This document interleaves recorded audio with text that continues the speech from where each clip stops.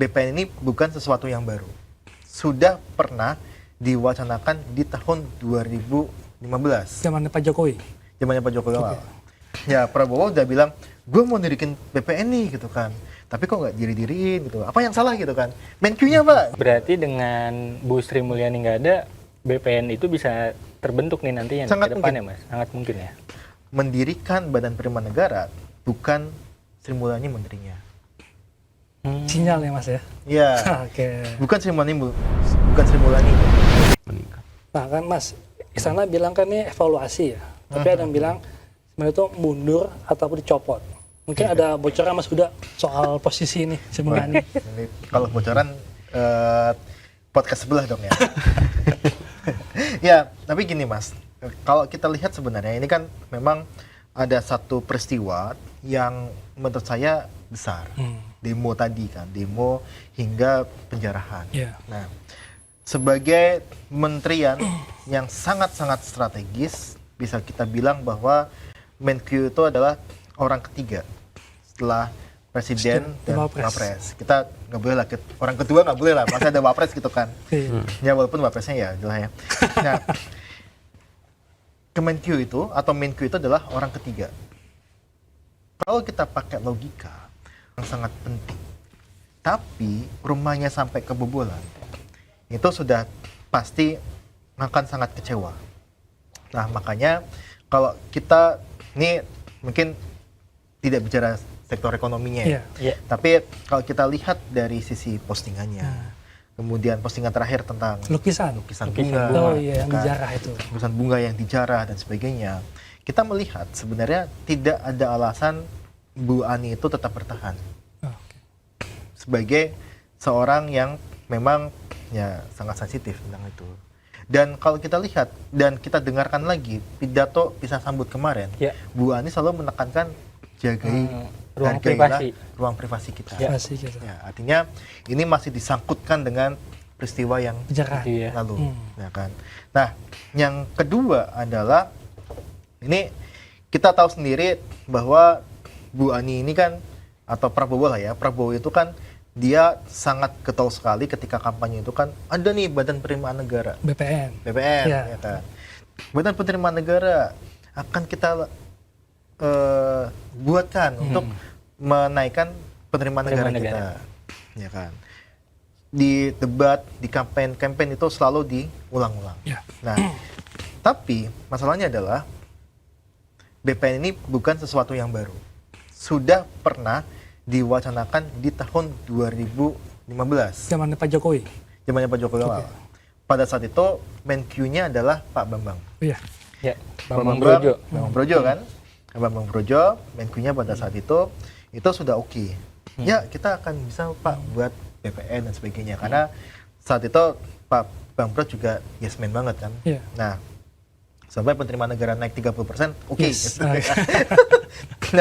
Nah, ketika itu BPN sudah hampir mau jadi, tapi di tengah jalan Pak Jokowi menggeser.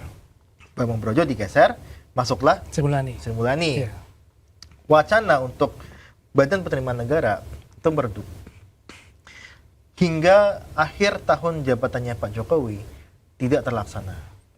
Dihidupkan lagi sama Prabowo lewat kampanye pada tanggal mungkin 19 Oktober ataupun 18 Oktober ketika pejabat-pejabat ataupun tokoh-tokoh penting main ke Kartanegara, itu adalah muncul Bu Ani.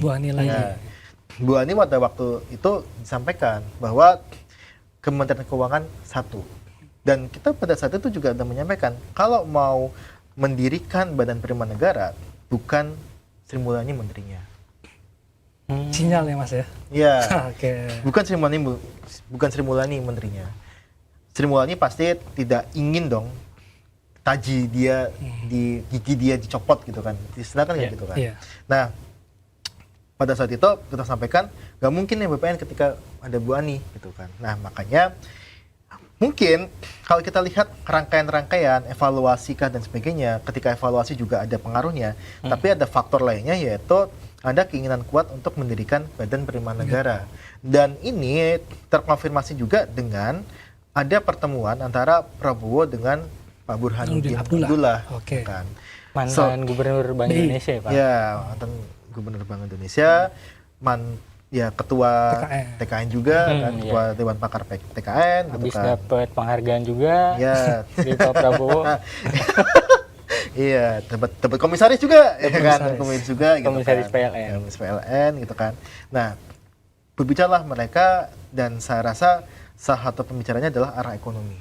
Oke. Nah, arah ekonomi salah satunya kalau kita lihat dari visi misinya Prabowo adalah pendirian Badan Penerimaan Negara tersebut, gitu kan. Dan sampaikan juga di berita-berita itu banyak yang mengutip bahwa ya Pak Burhan itu bilang ya waktunya Menkyu juga diganti, gitu kan. Saatnya diganti. Soalnya diganti, Oh, gitu kan. jelas Dan tuh, mungkin kan. ya Prabowo udah bilang gue mau dirikin BPN nih, gitu kan. Tapi kok nggak diri-diriin gitu. Apa yang salah gitu kan? Menkyu-nya Pak. Nah, makanya dia gantilah Menkyu itu dengan yes man lainnya. Gitu. Berarti dengan Bu Sri Mulyani nggak ada, BPN itu bisa terbentuk nih nantinya Sangat ke depannya Mas? Sangat mungkin ya? Sangat mungkin. Siapa yang cocok jadi kepala BPN? Kepala BPN siapa nih, Mas Waduh, kira-kira? ini kalau Kalau saya, dilihat nih. ya Mas Eko juga cocok.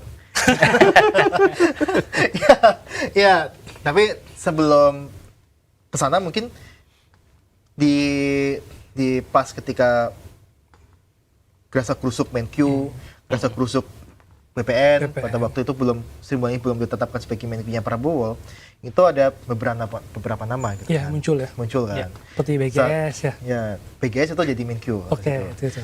Nah, ada BPN itu ada Anggito. Anggito Abimanyu. Anggito Abimanyu. Ya, saya wakil menteri. Wakil Ya, Menteri sekarang Keuangan. wakil Menteri Keuangan kan. Ya. Nah, saya melihatnya dari kacamata sisi politiknya adalah ini Anggito Abimanyu diberikan kursi Wamen itu untuk mengurusi penerimaan Pajak dan bea cukai. pajak dan bea cukai Oke. yang notabene ya seharusnya dia dikasih BPN. gitu Oke, kan. disiapkan nih. Disiapkan nih BPN disiapkan gitu kan, tapi karena Menkyu-nya Masih SME lagi gitu kan. Nah, akhirnya dia dikasih ya udahlah enggak apa-apa enggak usah BPN, Wamen dulu lah. Wamen aja, Wamen Oke. Q, tapi ngurusin penerimaan, ya kan. Ya. Nah, maka mungkin akan muncul lagi nama-nama seperti Anggito Abimanyu dan sebagainya yang bisa jadi dia akan ditunjuk sebagai kepala BPN, Badan Penerimaan Negara. Ya, Mas. Akhirnya Bu Sri diganti lah. Tapi respon pasar negatif nih. Senin, pelantikan diumumin Senin, sorenya IHSG anjlok, rupiah juga turun, bahkan mendekati 16.500 kalau nggak salah ya. Selasa pagi juga mulai juga masih merah kan, belum rebound nih. Negatif pasar nih dengan pergantiannya Menkyu dengan dari 19 sampai ke Perbaya. Mas Eko? Ya kalau menurut saya begini, bagaimanapun pasar itu kan sudah quote and quote sudah sangat lama ya interaksinya dengan Sri Mulyani gitu ya. IHSG, nilai tukar. Jadi bagaimana kebijakan Bu SMI ini akan sangat dibaca pasar dan polanya biasanya mereka sudah pelajari gitu ya.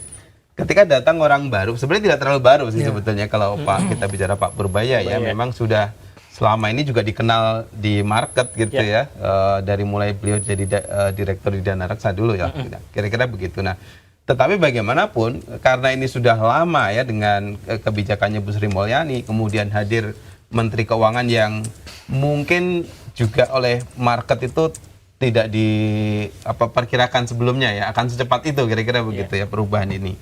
Sehingga wajar kemudian kalau responnya adalah ya sempat memerah begitu ya. Dan kalau kita ngikuti pasar yang sangat jangka pendek tersebut menurut saya juga nggak terlalu tepat ya, karena begini.